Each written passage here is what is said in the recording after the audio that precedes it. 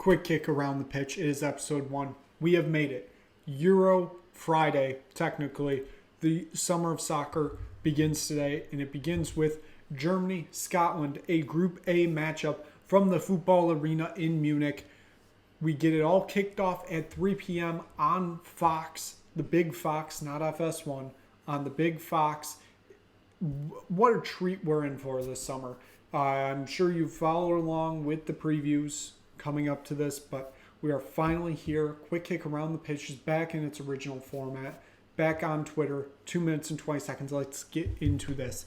I am excited to see what this Germany team does because this is Julian Nagelsmann's first managerial game at a tournament level. He was brought in after the World Cup, after the Hansi Flick whole thing turned into a disaster. They brought in Nagelsmann. He is now the manager. Interesting to see how his tactics line up to what we've seen in friendlies coming into this tournament. Now, of course, since Germany are the hosts, they did not have to go through qualifiers. They truly haven't played a real game, meaningful of anything, since the World Cup, because it's basically all been friendlies. And through this whole cycle of qualifying, they've played basically nothing but friendlies. And, a lot of other confederations are doing qualifiers at that time, so there's not a lot of good talent to play. It's going to be interesting to see how this German team comes out. Scotland, on the other hand, Steve Clarke, leader of men, back on this stage here at the Euro.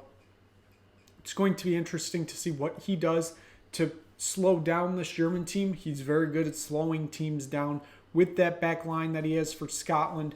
Throw the game into the mud. It's going to be interesting to see how it plays out.